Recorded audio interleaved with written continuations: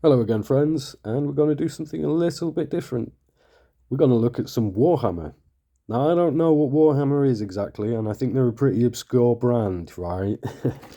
But these are miniatures from Citadel, which are the manufacturing arm of Games Workshop.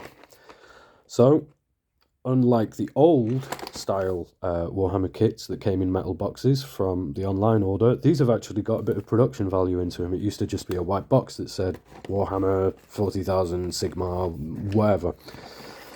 Now they've got all this stuff on them, which they've probably been doing for a few years. I think when I got my made to order Steel Legion, they came in similar packaging.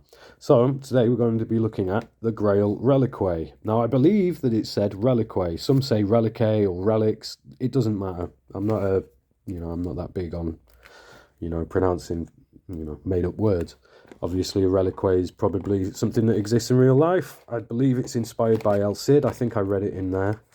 I think that's how El Cid actually got his armor, isn't it? It was his old man's armor that was kind of, well, we'll see. Anyway, it's a great book to read actually. For a book that was made about 400 years ago or whatever, 300 years ago, it reads rather well. So let's do all this one-handed. Oh, come on. This was rather expensive, so I don't want to damage it. It's not like these Light Alliance kits where you get them for a tenner each or whatever. But you get what you pay for. So, straight out of the box, this is kind of the blister pack that it comes in. It's a big fold-out sort of takeaway tray. And it comes with a flyer with assembly instructions. Hey! So, Warhammer Old World, assembling metal models. If you ain't done it already, it's not that difficult. Just make sure that you use, either pin it and super glue it, or just super glue it and be careful with it. On the back side, we've actually got some art that pertains to the miniature. Now, I always thought that, like many other people, that fantasy was a bit sort of blah. Because when you're a young kid, you want to, you see sci-fi stuff with big guns and whatever else, and you see all this kind of like, it was a product of its time. It was kind of a hangover from the miniatures of the 80s and whatever else. But I do like the Grim Reliquae, because of its whole grim dark nature. So here are the assembly instructions. If you don't have one, if you've just got one of these off eBay and you don't know how it comes together or if they're separate, you've got these models here. So I'll give a quick browse on it. So it tells you to stick the horse head carrier and, I think he's carrying some kind of beam underneath him. You stick them together, stick them on the metal base that's supplied. And it just sort of goes through and tells you in which order that you need to assemble the actual Reliquae itself. And there we go, that's the Reliquae assembled. And the actual grimdark skeleton guy is kind of straightforwardly put together. Then you stick it on its base, and it looks really impressive, eh? So that's the Reliquae, how to assemble that, and it comes with individual figures called Battle Pilgrims. So let's have a look at how it all comes out. Let's see what you get. Now, I've done absolutely no cleaning up or anything. I will do. This is going to be my most recent project to get me back into the game because I haven't done any modeling for quite a while. So, as you can see, you get these shields for the Battle Pilgrims. And, okay, so what we'll do is, if you just bear with me, we'll get all the individual little bits and bobs and trinkets out. And there we have it. So these are all the shields. That's the lance, that's the bell, that's the such and such a thing. Here's the actual chalice holder himself. So like I say, I haven't cleaned any of them up. You can see all these. Now, I like to keep these, all these little offcuts and whatever else. Collect them, stick them in a bag, and you can make some really cool stuff with it. You can make like winged hussars. You can make the feathers with the appropriate lengths of these sort of casting detritus. So we got this, loads of bits and bobs on this mounted stand. So that's the side profile of it. So for it is a kit. It is something that He's got all of this type of stuff on it. What's that? That's some kind of boar mounted thing, or maybe it's a companion dog, I don't know. Got this guy holding a sword and a shield.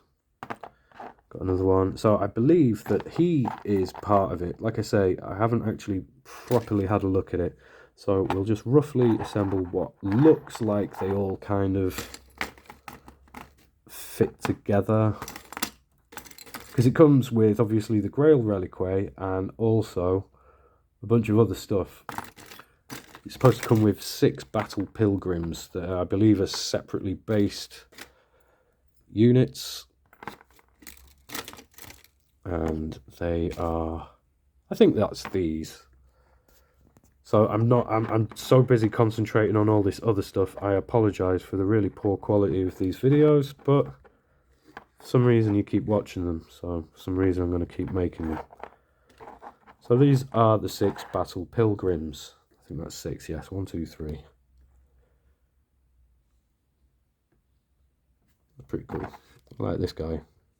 If he just gets into focus, hold on. There we have it.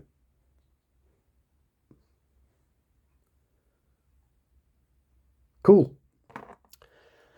So yeah, I believe you sort of stick all these ones together and there you have it. So I will paint all this up and I'll assemble it.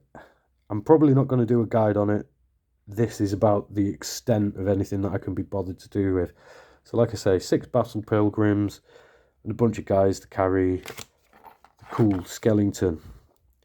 So anyway, these are still available to order. They tend to go out of stock, but just keep an eye on it and get one, because it's nice. Just even if you don't, I'm not much of a, I don't play any of this Warhammer stuff, but I do think that the miniatures are absolutely incredible.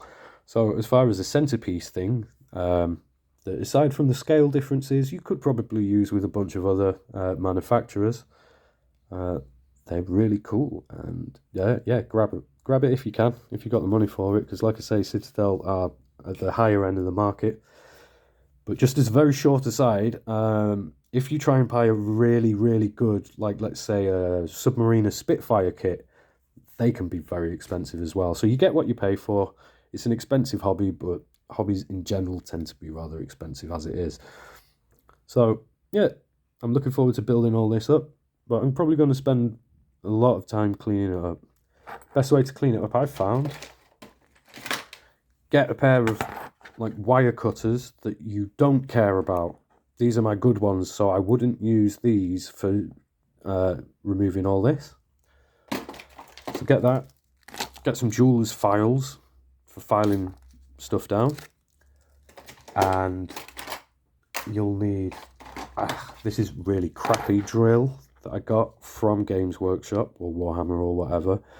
It's pretty crap. It's plastic housing, but it does the job well enough. So if all you've got as far as hobby shops go, you can more or less get everything you need. So these are the absolute essentials when you're talking about metal miniatures. You really need this. So you'll need a crafting knife, you'll need a drill, you'll need some wire cutters, and you'll need a file. That's it. That's all you'll need. These are pewter models, so you won't need to clean them up or anything. I mean, if you really wanted to sort of, you know, you could, but just make sure that you thoroughly dry them. I wouldn't recommend it. They are usually good to go. Give them a bit of a clean with a dry toothbrush to get rid of any of the old, you know, releasing agents. But in the main, you can more or less prime and paint them. So anyway, thanks a lot for watching, guys. And I hope that you're going to enjoy the summer that comes ahead if it decides to get warm. So thanks again. Bye-bye.